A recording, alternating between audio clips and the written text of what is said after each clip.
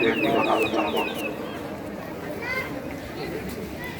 أعوذ بالله من الشيطان الرجيم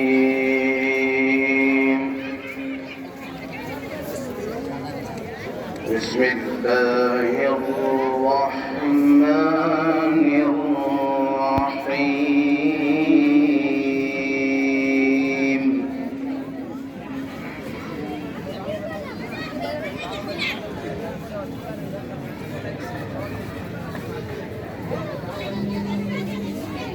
واعلموا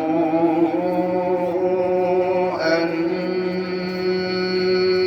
فيكم رسول الله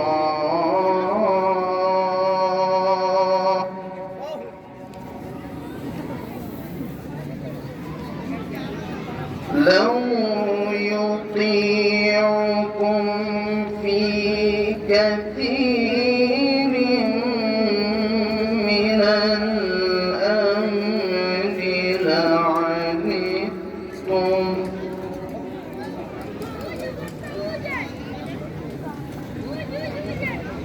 ولكن الله حبب إليكم الإيمان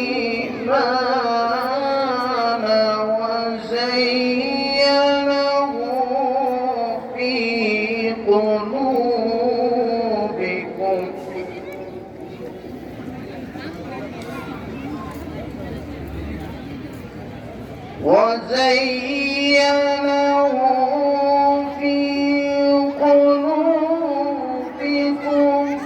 وكره إليكم الكفر والفسوق والعصيان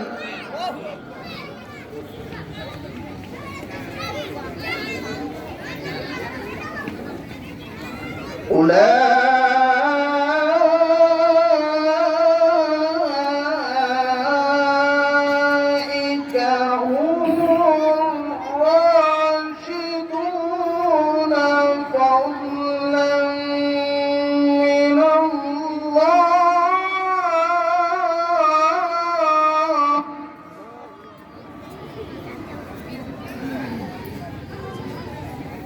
فضلا من الله ونعمة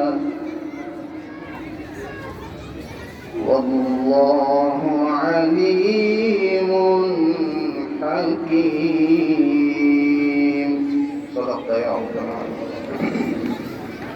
محترم حاضرين দেশের নামাজে পূর্বে আমাদের আলোচনা চলছিল সেলাইয়ের একটি আত্মীয় স্বজনের অধিকার এই সম্পর্কে আমরা অনেকগুলো গুরুত্বপূর্ণ মূল্যবান আলোচনা আমরা শুনেছি। আমরা সেখানে কয়েকটি বিষয় এক হলো রেহেম তথা আত্মীয়তার বিভিন্ন স্তর বিভিন্ন ভাগ আছে, এই সম্পর্কে কিছু আলোচনা তখন হয়েছিল। আমরা যেমন নাকি একজন মানুষকে ইমানদার দিনদার মনে করা বাহ্যিক যে বিভিন্ন ইবাদত আছে এগুলোকে আমরা মানদণ্ড মনে করি। তো ওই আলোচনা যেহেতু মাঝখান থেকে আমার আলোচনা, তো ওই বিষয়গুলো আপনাদের স্মরণ থাকলে এবং পূর্বের আলোচনার সাথে এখনকার আলোচনা মিলিয়ে নেওয়া সহজ হবে। আমি এশার নামাজের সময় যখন এদিক দিয়ে যাচ্ছিলাম তখন দুইজন ব্যক্তির কথা আমার কানে আসে। আমি বোঝানোর উদ্দেশ্য হলো বয়ান যদি কেউ মনোযোগ দিয়ে আনা শোনে তাহলে বাহিরে গিয়ে প্রেস লাগে, হুজুর এটা কইল, দুই যুবক আলোচনা করে যাচ্ছে। আচ্ছা, এক বয়ানে শুনলাম যে হুজুর বলল যে কিয়ামতের দিন মানুষ তার মাকে চিনব না, মানুষ তার মাকে চিনব না, মা তার সন্তানকে চিনব না। বলে কি, আমি আমার জন্মদানকারী মারে চিনব না? আসলে সেই পয়েন্টটা বুঝে নেই, এখানেই আলোচনা আমার হয় নাই, সেই কোনো জায়গায় শুনছে। আল্লাহ পাক রব্বুল আলামিন কুরআনুল কারীমে সুস্পষ্টভাবে এই বিষয়টা বলছেন, ইয়াউমা ইয়াফিরুল মার'উ মিন আখিহি ওয়া উম্মিহি ওয়া আবিহি ওয়া সাহিবাতিহি ওয়া বানিহি। সেই দিন মা তার সন্তান থেকে পলায়ন করবে, সন্তান মা থেকে পলায়ন করবে, ভাই থেকে, বন্ধু থেকে, হ্যাঁ, এরকম পলায়ন করে যাবে। বলবে না তোমাদেরকে আমি কি চিনি না। চিনি না বলতে কি চিনে, কিন্তু এখন পরিচয় দিবে না। মানে চিনি না তার উদ্দেশ্য হলো কি, এখন পরিচয় দেবো না, পরিচয় দিলে ঝামেলা। তো আমরা রাস্তা দিয়ে যখন হেঁটে যাই অনেক সময়, আপনার পরিচিত এরকম কেউ পড়ছে, তো দেখা যাচ্ছে অনেক সময় ইচ্ছা করে মানুষ কি করে এড়ায় যায়, নিজ দিকে তাকায়, তাকে সুন্দর করে সুন্দর তরিকে হেঁটে হেঁটে চলে যায়। পরে আরেকদিন ওই দোস্তের সাথে দেখা, কি দোস্ত দিন তুমি আমার পাশ দিয়ে গেলা, হ্যাঁ আমি ডাক দিলাম শুনলা না, কাছ থেকে ডাক দিলাম শুনলা না। কই, আমি তো শুনি নাই, খেয়ালই করি নাই, তুমি আমার ভালো করে ডাক দিবা না? মিথ্যা বলা। হ্যাঁ, সুস্পষ্ট সে শুনছে, শোনার পর পাশ কাটায় চলে গেছে। কেন? পকেট পকেট ভাঙতে হইব, এবং যদি তার সাথে দেখা হয় পকেট ভাঙতে হইব। তো যাই হোক, ভাই, এই যে এটা হলো আমরা বিভিন্ন ধারণা করছি, বন্ধুত্ব সম্পর্ক এইগুলোকে নষ্ট হওয়ার একটা কারণ। হযরত হাসান বসরি রাহিমাহুল্লাহ তাআলা একজন বড় বুজুর্গ ছিলেন, তাবেঈ ছিলেন। তাবেঈ যাদেরকে বলা হয়, যারা সাহাবায়ে কেরামের সান্নিধ্য পেয়েছেন, সাহাবায়ে কেরামের শিষ্যত্ব গ্রহণ করেছেন, এরা হলো তাবেঈ, সাহাবীদের সরাসরি ছাত্র যারা। যেমন আমাদের ইমামে আযম আবু হানিফা রাহিমাহুল্লাহ, তিনি 7 জন সাহাবী থেকে হাদিস বর্ণনা করেছেন। তিনিও একজন তাবেঈ ছিলেন। 120 হিজরিতে সর্বশেষ সাহাবীর ইন্তেকাল। ওনার জন্ম হইল কত হিজরিতে? 80 হিজরিতে। হ্যাঁ, তো যাই হোক, হাসান বসরি রাহিমাহুল্লাহ তাআলা বলেন, قال الحسن إن لأهل التقوى علامات يعرف بها صدق الحديث والوفاء بالعهد وصلة الرحم ورحمة الضعفاء। হাসান বসরি রাহিমাহুল্লাহ বলেন, একজন মানুষ সে দিনদার কিনা, তার মধ্যে তাকওয়া আছে কিনা, পরহেজগারি তার মধ্যে আছে কিনা, বাহ্যিক পোশাক দেখে নির্ণয় করা যাবে না। বাহ্যিক পোশাক, বাহ্যিক লেবাস দেখে নির্ণয় করো না। আজকে মুসলমানদের মধ্যে একটা বড় সমস্যা, বড় সুন্দর দাড়ি, বড় সুন্দর লেবাস, আমরা দেখে কি করি, বড় শায়েখ মনে করি। আমি নিজে দেখছি, ওই যে আরব থেকে কিছু যে তবলিগ জামাতের সাথে আসতো, ওই সাধারণ মানুষ, তো দেখছে সুন্দর জুব্বা পরা, সুন্দর রুমাল পরা, ওর সাথে মুসাফা করার হাতটা মুছা হয় নিজের জামার মধ্যে, ভালো করে নিজের হাতটা মুছা তারপরে মুসাফা করে। এরা বড় আরেক মানুষ, বড় শায়েখ মানুষ। হ্যাঁ, তো যাই হোক, এই লেবাস থেকে নির্ণয় করলে সমস্যা।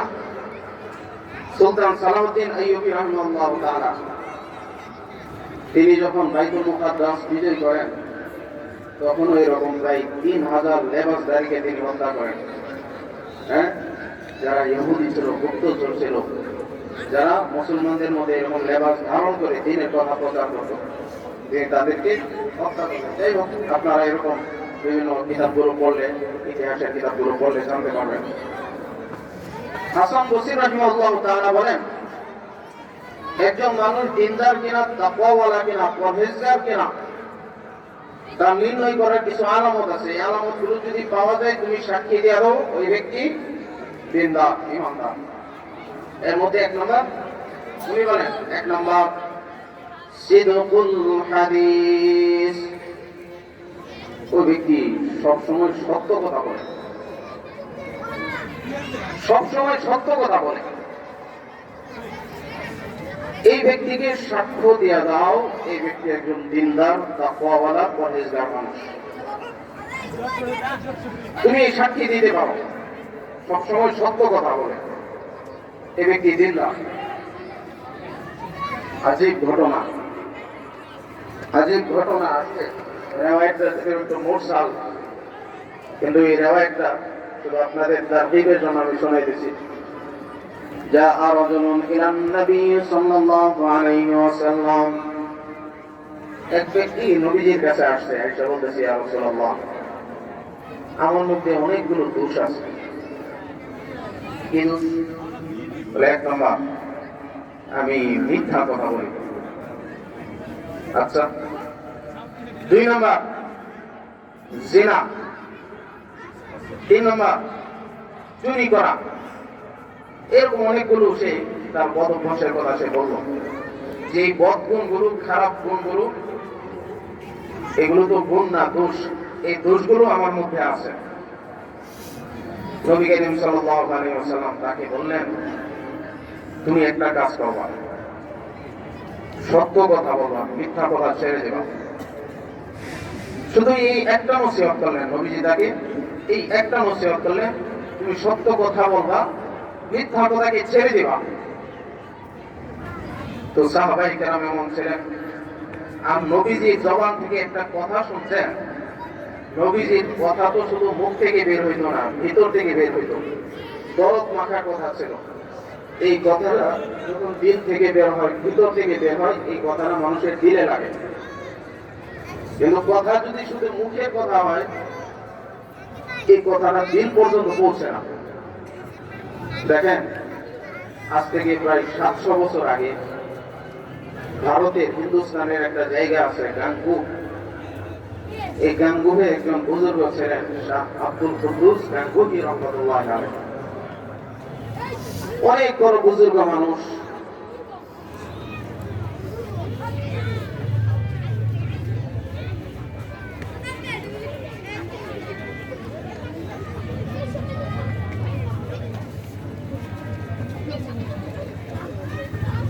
তো দেখেন, ওনার নাম কি বলেন? শাহ আব্দুল কুদ্দুস গাঙ্গুহি। শাহ আব্দুল কুদ্দুস গাঙ্গুহি অনেক বড় বুজুর্গ মানুষ। একটা কিতাব আছে, আকাবিরে হিন্দ কা শানদার মাসি, এই কিতাবের মধ্যে আছে ঘটনা। তো দেখেন, আব্দুল কুদ্দুস গাঙ্গুহি রাহমাতুল্লাহ আলাইহি খানকার মধ্যে তিনি মানুষের আত্মশুদ্ধির মেহনত করতেন, মানুষের ইসলামের মেহনত করতেন। ওখানে ওনার অনেক ভক্তবৃন্দ ছিল যারা ওনার কাছে আসতো, সুলুকের লাইনে সবক নিত, আত্মশুদ্ধি অর্জন করত। হ্যাঁ, শায়েখের অনেক ভক্তবৃন্দ ছিল। একবার শায়েখ সবাইকে একটা সুসংবাদ দিলেন, শোনো, আজকে আমার ছেলে রুকুন উদ্দিন, তার নাম ছিল রুকুন উদ্দিন, আমার ছেলে রুকুন উদ্দিন আজকে পড়াশোনা শেষ করে বড় আলেম হয়ে আসতেছে, বাসায় আসতেছে। পড়াশোনা শেষ করছে, অনেক বড় আলেম হয়েছে, সে আসতেছে। এই খবর শোনার পর আব্দুল কুদ্দুস গাঙ্গুহি রাহমাতুল্লাহ আলাইহির খানকায় যত মুহিব্বিন ছিল, মুতাআল্লিকিন ছিল, ভক্তবৃন্দ ছিল, এরা বলতেছে, আমাদের শায়েখের সন্তান আসবে, আমাদের উস্তাদ তিনি, আমাদের শায়েখ তিনি, তার সন্তান এখানে তাশরীফ রাখবে, আমরা তাকে শানদার ইস্তেকবাল করবো, অভ্যর্থনা জানাবো। এর জন্য তারা বিশাল আয়োজন করলো, অনেক শানদার আয়োজন তারা করলো। তো শায়েখের ছেলে আসলেন। আসার পর স্বাভাবিকভাবে বড় আলেম মানুষ, অনেক বড় জ্ঞানী মানুষ। হ্যাঁ, জ্ঞানী মানুষ থেকে জ্ঞান নেওয়া, এটা তো প্রত্যেকের চাওয়া থাকে।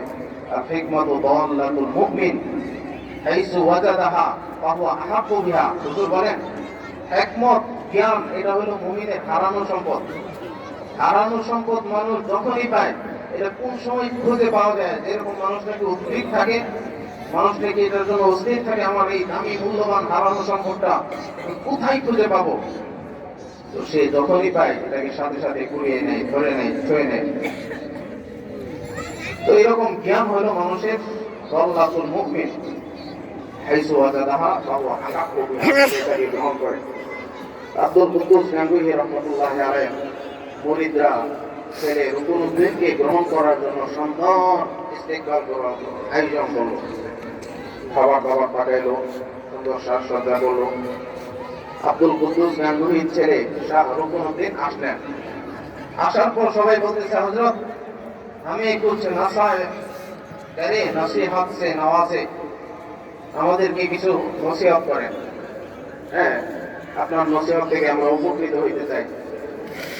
তিনি শানদার নসিহত করলেন, অনেক জ্ঞান গভীর আলোচনা করলেন। আর বিপরীতে শাহ আব্দুল কুদ্দুস গাঙ্গুহি একজন আল্লাহর ওলি মানুষ, তিনি এক কর্নারে বসে আছেন। বসে তিনি সেখানকার পরিস্থিতিটা দেখতেছেন। ছেলে তো আলোচনা করতেছে, কিন্তু এই কথাগুলো মানুষের দিল পর্যন্ত পৌঁছতেছে না, মানুষের দিল পর্যন্ত অন্তরে পৌঁছতেছে না। সেই কথাগুলো বলতেছে, হ্যাঁ, ভিতরে পৌঁছতেছে না। আপনি বলবেন এটি কেমন লাগছেন, কি পাগলামি কথা বলেন? হ্যাঁ, নবীজি বলছেন, ইত্তাকি ফিরাসাতাল মুমিন ফাইন্নাহু ইয়ানজুরু বিনুরিল্লাহ। মুমিনকে আল্লাহ একটা ফেরাসাত দেন, একটা অন্তর্দৃষ্টি দেন, এটা দ্বারা সে অনুভব করতে পারে, বুঝতে পারে। এরকম একটা অন্তর্দৃষ্টি মুমিনদেরকে আল্লাহ দেন।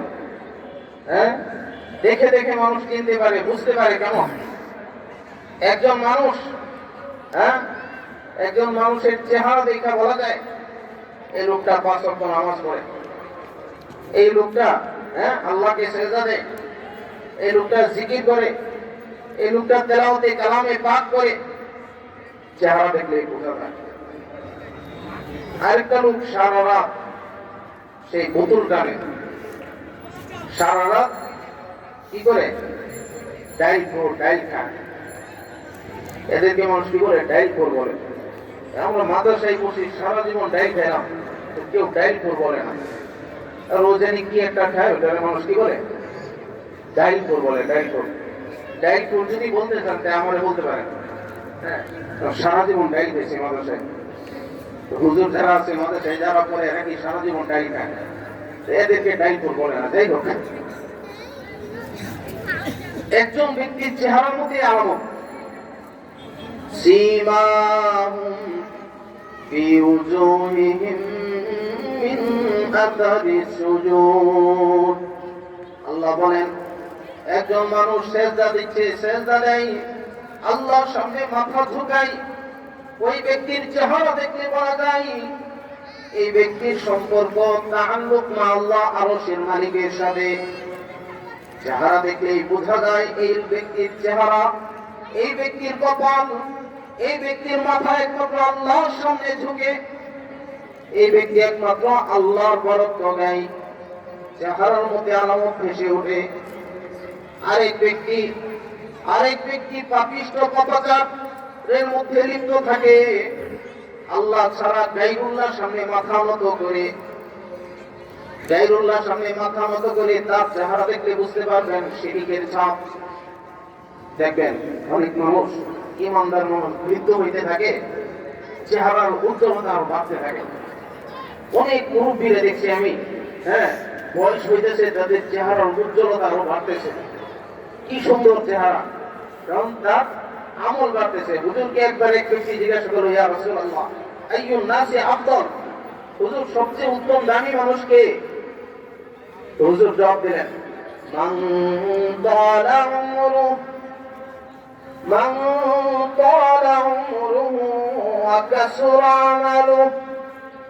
একজন ব্যক্তি লম্বা হায়াত পাইল, অনেক দীর্ঘ হায়াত, তার হায়াতের মধ্যে আমলও অনেক বেশি।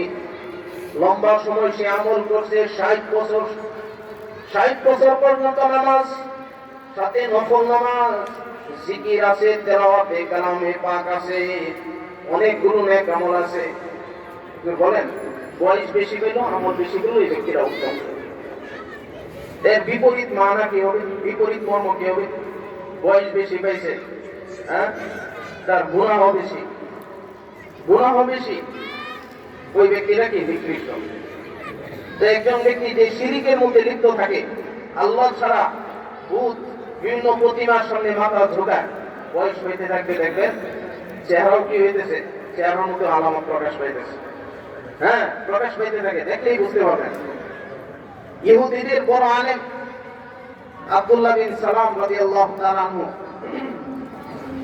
তাকে ইহুদিরা পাঠাইলো, যাও মুহাম্মদকে একটু যাচাই করো, তুমি তো তাওরাতের হাফেজ, তাওরাতের বড় আলেম, তুমি নবীকে গিয়ে কয়েকটা প্রশ্ন করো, এই প্রশ্নগুলোর উত্তর যদি উনি দিতে পারেন তাহলে বুঝবা কি উনি সত্য নবী, যাও গিয়া কিছু প্রশ্ন করো। আব্দুল্লাহ ইবনে সালাম তিনি নবীকে প্রশ্ন করবেন কোত্থেকে? তিনি নিজের অবস্থা, ভিতরের অবস্থা, তার দিলের অবস্থা তিনি বলতেছেন, فَلَمَّا رَأَيْتُهُ صَلَّى اللَّهُ عَلَيْهِ وَسَلَّمَ أُلْقِيَ فِي قَلْبِي الْإِسْلَامُ। সুবহানাল্লাহ। আব্দুল্লাহ বিন সালাম বলেন, আমি হুজুরকে বিভিন্ন প্রশ্ন করব, আমার প্রশ্ন বাণে জর্জরিত করব, হুজুরকে পরীক্ষা করব, এটা তো অনেক দূরের কথা, হুজুরকে পরীক্ষা করব তিনি সত্য নবী না মিথ্যা নবী, পরীক্ষা তো অনেক দূরের কথা। আব্দুল্লাহ বিন সালাম বলেন, ফালাম্মা রাআইতুহু সাল্লাল্লাহু আলাইহি ওয়াসাল্লাম, আমি নবীর চেহারার দিকে তাকাইলাম, নবীর চেহারার দিকে আমি তাকাইলাম, এমন নূরানি চেহারা, এমন আলোকিত চেহারা, এমন উজ্জ্বল চেহারা, এমন সুন্দর চেহারা। নবীর চেহারার মধ্যে আল্লাহ একটা নিয়ামত দিয়েছিলেন, রূপ, হ্যাঁ, নসির তবির রূপ, নবীজির মধ্যে একটা প্রভাব দিয়েছিলেন আল্লাহ, চেহারা দেখলেই কাফেররা ভয় পাইত, হ্যাঁ, এরকম একটা গাম্ভীর্য, এত সুন্দর একটা চেহারা।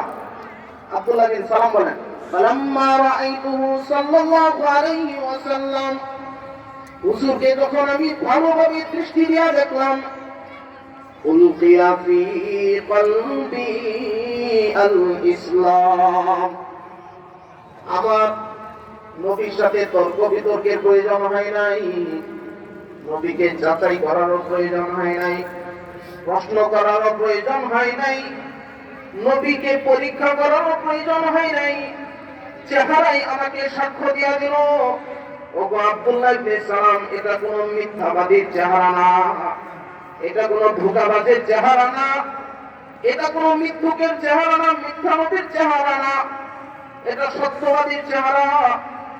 তিনি হলেন সাইয়্যিদুল মুরসালিন, জনাবে মুহাম্মাদুর রাসূলুল্লাহ সাল্লাল্লাহু আলাইহি ওয়াসাল্লাম, চেহারা সাক্ষী দেন। তো দেখেন ওই বুজুর্গ তিনি ফেরাসাত ওয়ালা, হ্যাঁ, অন্তর্দৃষ্টি সম্পন্ন, তিনি দেখতেছেন তার ছেলে রুকনুদ্দিন বয়ান করতেছে, কিন্তু এই কথাগুলো মানুষের দিলের মধ্যে পৌঁছতেছে না। আব্দুল কুদ্দুস গাঙ্গুহি রাহমাতুল্লাহ আলাইহি দাঁড়ায় গেলেন, জজবার হালতে ছিলেন, ইশকের হালতে ছিলেন, তিনি দাঁড়ায় গেলেন, দাঁড়ায় একটা কথা বললেন, এমন একটা কথা বললেন যে কথাটা না কোনো নসিহত, না কোনো কোরআনের আয়াত, না কোনো হাদিস, না এর মধ্যে কোনো উপদেশ আছে, কিচ্ছু না। তিনি কি বললেন, ভাই रुकनुद्दीन की मां ने खीर पकाई थी, फिर उसको ऊपर रख दिया ताकि वो ठंडी हो जाए, बिल्ली आई, आने के बाद बर्तन को गिरा दिया और तोड़ दिया, फकीर को खीर खाने के लिए कुछ नहीं मिली।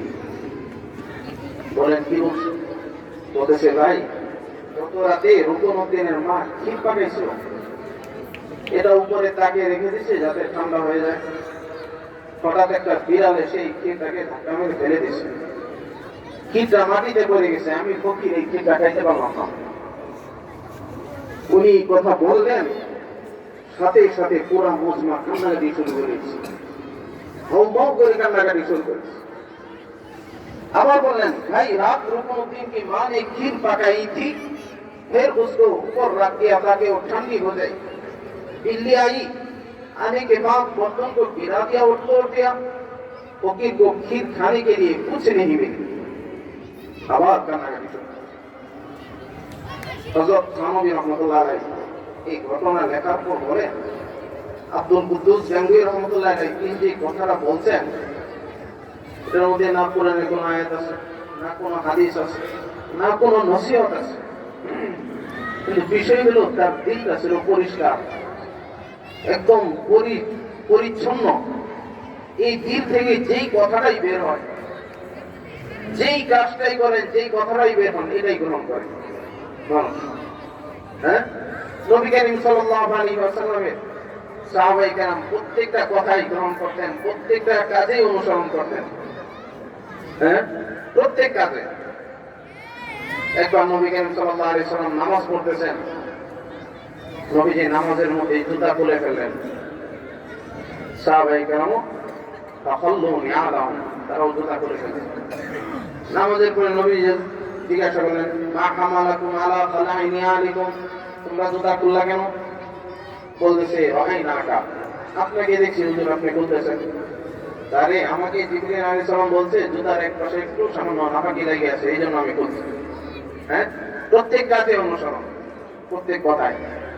তুমি মুহতারাম ভাই, বলতেছিলাম প্রথম আলামত হইল আপনার একজন মানুষ দিনদার কিনা, প্রথম আলামত হইল ওই ব্যক্তি সিদকুল হাদিস, সত্য কথা বলে। তো এক ব্যক্তি নবীজির কাছে এসে বলতেছে, ইয়া রাসূলুল্লাহ, আমার মধ্যে কিছু খারাপ অভ্যাস আছে, এর মধ্যে একটা হলো মিথ্যা বলা, জিনা করা, চুরি করা। নবী তাকে বললেন, তুমি আজকে থেকে আর মিথ্যা বলবো না, সত্য বলবো। ঠিক আছে, নবীজি আর কোনো নসিহত করেন নাই। ওই ব্যক্তি ঘরে ফিরে গেল। তো সে নবীজির কাছে ওয়াদা দিয়ে আসছে যে আমি আজকে থেকে আর মিথ্যা বলবো না। আপনি কি বলেন? নবীর হাতে যে ব্যক্তি ওয়াদা দিয়ে আসছে আর মিথ্যা বলবো না, হ্যাঁ, এই ব্যক্তি আর মিথ্যা বলতে পারে না? হ্যাঁ, কি একটা নবীজির সাথে কানেকশন, সম্পর্ক কায়েম হয়ে গেছে। হ্যাঁ, ওই ব্যক্তিকে আল্লাহ সাহায্য করবেন। তো এই ব্যক্তি রাতের বেলায় তার যে বদ অভ্যাসগুলো ছিল, হ্যাঁ, এই বদ অভ্যাসগুলোর সময় হয়ে গেছে, রাত 12টা পার হয়ে গেছে, এখন বোতল টানার সময়। চিন্তা করতেছে, এই মুহূর্তে যদি আমি নেশা করি, বোতল খাই, সকালে নবীজি আমাকে জিজ্ঞাসা করেন, তুমি কি রাতে নেশা করছিলাম?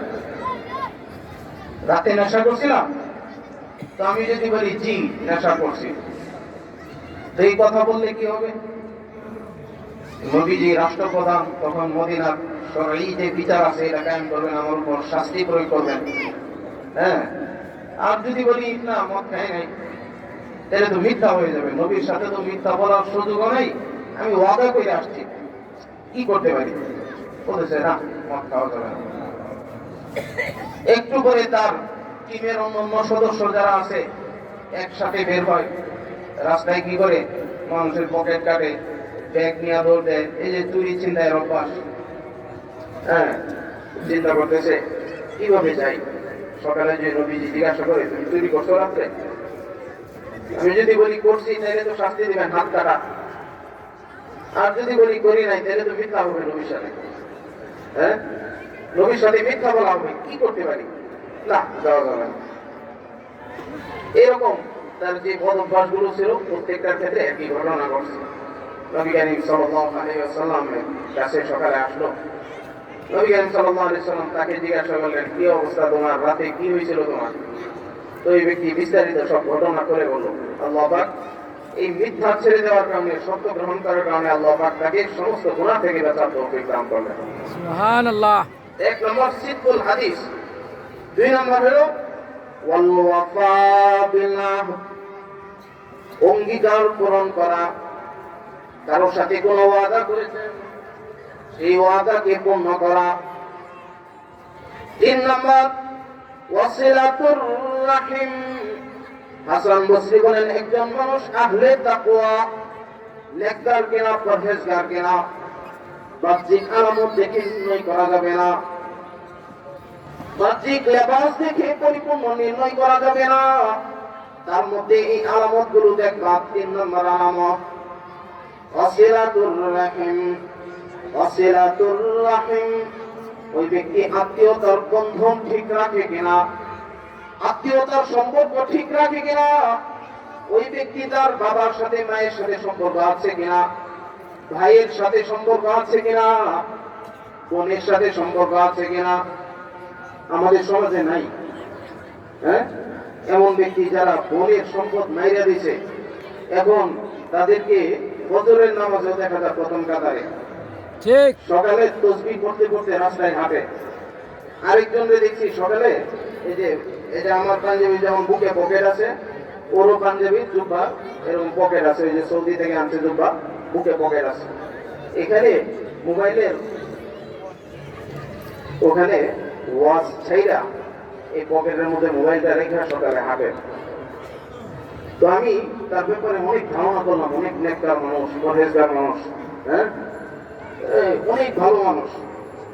কিন্তু পরে যখন তার এই অভিযোগগুলো শুরু করলাম, সে একটা ভূমিদস্যু, বোনের জায়গা মাইরা দিছে, ভাইদের সাথে সম্পর্ক নাই, হ্যাঁ, কোথাও জায়গা নাই, এই ব্যক্তির বউয়ের সাথেও সম্পর্ক নাই, বাবা মায়ের সাথেও সম্পর্ক নাই, হ্যাঁ, কারোর সাথেই সম্পর্ক নাই। এই ব্যক্তি লাস্টে টাকাই করে বই আসছে মসজিদে, আসছে মসজিদে এসে কি করে সময় পাস করে, টাইম পাস করে। মেরে মুহতারাম ভাই, হযরত হাসান বসরি রাহিমাহুল্লাহ বলেন, ইন্না লিআহলি তাকওয়া আলামা, একজন ব্যক্তি নেককার কিনা এর অনেকগুলো আলামত, কয়েকটা আলামতের কথা উনি বলছেন। এর মধ্যে তৃতীয় হলো সিলাতুর রাহিম। আজকে আমার যে আলোচ্য বিষয়, মাগরিব থেকে আসার যে বিষয়টা আলোচনা চলছে, তো একজন ব্যক্তি যদি সিলাতুর রাহিম, আত্মীয়তার বন্ধন ঠিক রাখে, ওই ব্যক্তিকে আপনি নেককার, পরহেজগার, ওই ব্যক্তিকে একজন ভালো দিনদার মানুষ হিসেবে আপনি বিশ্বাস করতে পারেন। কিন্তু দেখা যায় এখানে হেরফের, যত বড় জুব্বা লাগায় ঘুরুক, তার নেককার হিসেবে স্বীকৃতি দেওয়া যায় না। মেরে মুহতারাম ভাই, অত্যন্ত গুরুত্বপূর্ণ একটা বিষয়, যেটাকে আল্লাহ পাক রব্বুল আলামিন কুরআনুল কারীমে বারবার নবী করিম সাল্লাল্লাহু আলাইহি ওয়াসাল্লাম তার হাদিসে মুবারাকার মধ্যে একাধিকবার বলেছেন। আমি আরেকটা ছোট্ট কথা বলি, 1 মিনিটের মধ্যে শেষ করছি। দেখেন, কোন অবস্থাতেই আত্মীয়তার বন্ধন ছিন্ন করা যাবে না। সাইয়্যিদুল মুরসালিন জনাবে মুহাম্মদ রাসূলুল্লাহ সাল্লাল্লাহু আলাইহি ওয়াসাল্লামের প্রিয়তমা স্ত্রী আম্মা জান হযরত আয়েশা রাদিয়াল্লাহু তাআলা আনহা সম্পর্কে আপনারা জানেন। তার ব্যাপারে এক সময় একদল মুনাফিক এবং কিছু সরলমনা মানুষ অপবাদ দিয়েছিল। তাদের মধ্যে হযরত আবু বকর রাদিয়াল্লাহু তাআলা আনহুর একজন আত্মীয় ছিল মিস্তাহ। আমি সংক্ষেপে বলতেছি, সেও এরকম সবার তালে কইরা হুজুগে কইরা কিছু কথা বলে ফেলছিল। আবু বকর রাদিয়াল্লাহু তাআলা আনহু তখন বলছিলেন, তিনি কি করতেন, এই মিস্তাহকে প্রত্যেক মাসে খরচ কিছু টাকা পয়সা দিতেন তার সংসার পরিচালনার জন্য। কিন্তু যখন মিস্তাহ এরকম গর্হিত কাজের মধ্যে জড়িত হয়ে গেল, আবু বকর রাদিয়াল্লাহু তাআলা আনহু বলেন, তোমাকে আজ থেকে 1 টাকাও দেব না। আল্লাহর কসম করে বললাম, 1 পয়সাও দেব না। আল্লাহ পাক আয়াত নাযিল করেন, ওয়ালা ইয়াতালি উলুল ফাদলি মিনকুম ওয়াসআ أن يؤتوا أولي القربى والمساكين والمهاجرين। আল্লাহ পাক বলেন, তোমাদের মধ্যে যারা সামর্থ্যবান, যাদেরকে আমি ধন সম্পদ দিয়েছি, তারা যেন কখনো এমন শপথ না করে যে আমি অমুককে আর কিছু দেব না, আমার অমুক আত্মীয়কে কোনো টাকা পয়সা খরচ দেব না, এই ধরনের কসম যেন কেউ না করে। আল্লাহ বলেন, আলা তুহিব্বুনা আন ইয়াগফিরাল্লাহু লাকুম, তোমরা কি চাও না ওই ব্যক্তিকে ক্ষমা করে দিবে? ওয়ালিয়াফু ওয়ালিয়াসফাহু, তাকে ক্ষমা করে দাও।